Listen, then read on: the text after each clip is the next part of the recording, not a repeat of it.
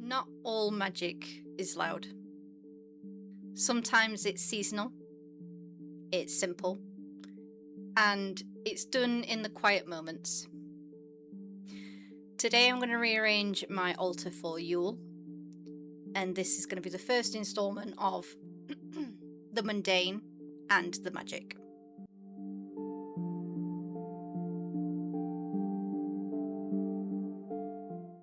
Not all magic is a big ceremony or a big ritual, but a gentle act of care. This kind of work is slow and ordinary, but it's meaningful in its own way because it's a personal practice. Yule for me has always felt like a pause. This is the time of the year where I stop.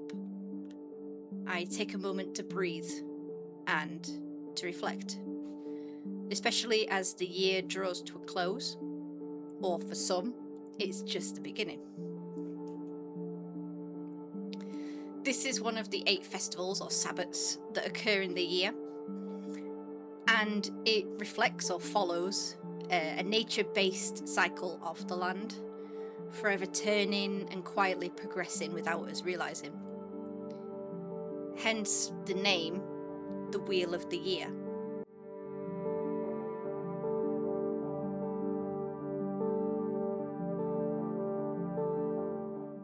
So Yule, Yuletide, marks the Winter Solstice. This is the longest night of the year, and from this point forward we begin to see the quiet return of the light. Scientifically, we actually gain about 3 minutes of light every day, and there is a comfort in that idea that even in the darkest part of the year, the turning and the return of spring, of summer, is already starting to begin. Yule normally falls between the 20th and the 22nd of December in the northern hemisphere. In the southern hemisphere, it's typically opposite, so they're currently celebrating Litha, or midsummer, the summer solstice. The roots of Yule can be traced back to Norse or even Germanic winter festivals, historically called, and I'm sorry if I'm going to butcher this, Jol. Originally, it was a few days of feasting and sacrifices to honour the gods and ancestors that came before. It later expanded into a 12-night celebration, which was tied to Odin and the wild hunt. Many customs that we have in modern times have been adopted and continue to be seen. So, for example, evergreen trees, Yule log, mistletoe, to name a few. In the Wiccan rites, this is when the goddess, in her mother aspect, gives birth to the god, or the sun. So it celebrates the birth and the longer days to come. It often promises spring's renewal and the transition of the goddess into her crone stage. There's also a little bit of Celtic lore, so the Holly King, who rules the dark half of the year, and the Oak King, who rules the light half, battle it out. The Oak King wins at Yule and will reclaim sovereignty, bringing with him the longer days.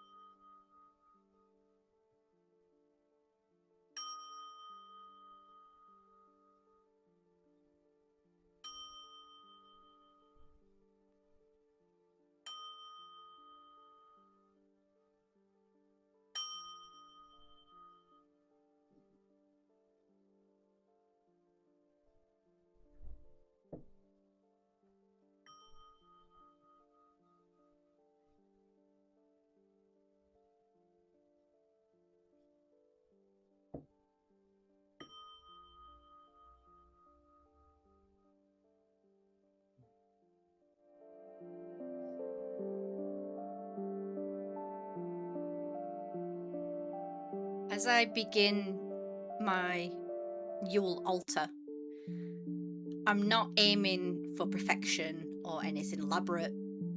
Altars are personal and they are filled with intentions.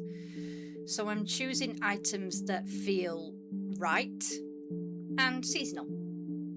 Textures, colours, symbols that reflect winter and my personal likes. Simple things, but intentional ones. So for example, as you can see, I'm laying down quite a Christmassy looking fabric.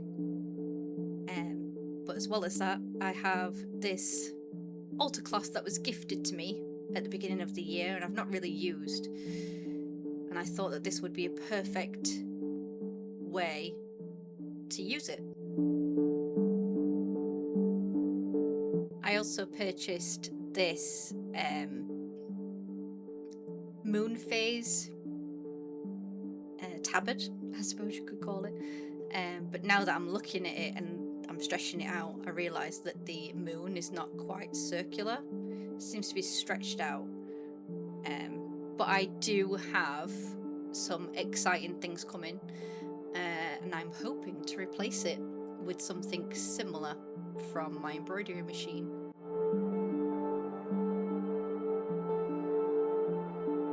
Over the years, my relationship with Yule has changed. What used to feel like something that I must do or I should do slowly becomes something that I want to experience in a quiet way.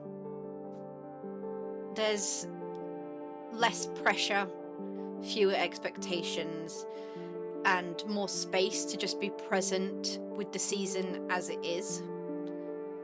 And that's what my practice is all about.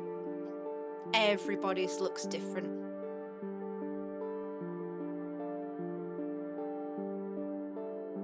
Recently I've seen a lot about 12 Days of Yule appearing, like on my social media, Facebook, TikTok.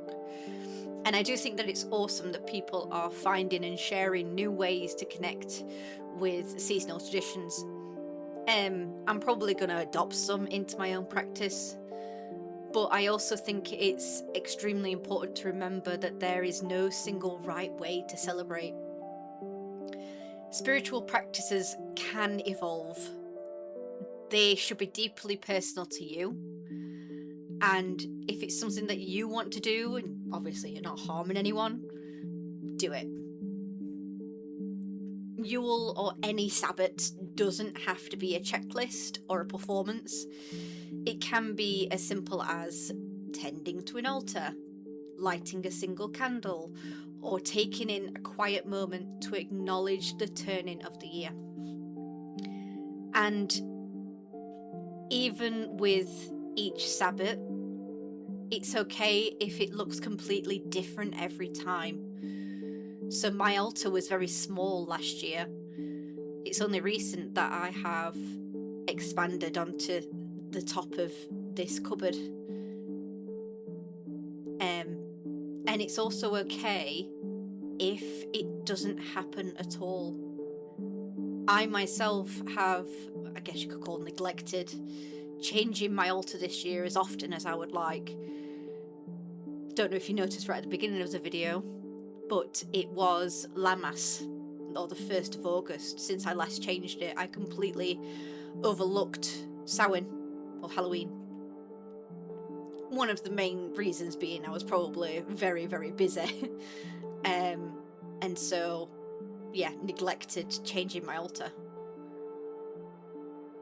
But as everything evolves, I have changed my job role, and so I now hope to do a lot more of this quiet reflection and getting back into my practice.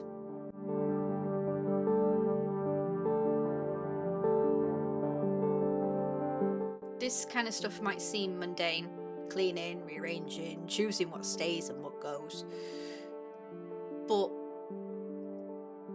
that's where the small magic begins to come alive for me. In the small practical acts that many don't see or that you may not even think is magic. When we give something our care and attention, we give our energy to the spaces, and it begins to hold meaning for us. And that's really what the Mundane and the Magic series is about. Finding intention in the ordinary moments and allowing simple acts to carry weight without needing them to be grand. As I finish here, I'm letting this space settle. There's no rush, no final flourish, just a quiet sense of readiness for the season ahead. I will light the red candles that I've placed on the solstice, and I will offer food and drink to my ancestors and deities. No matter how you mark Yule or the Winter Solstice, I hope it brings you a little bit of stillness, a little warmth, and a gentle reminder that the light always returns. Thank you for spending this moment with me, and I'll see you in the next video.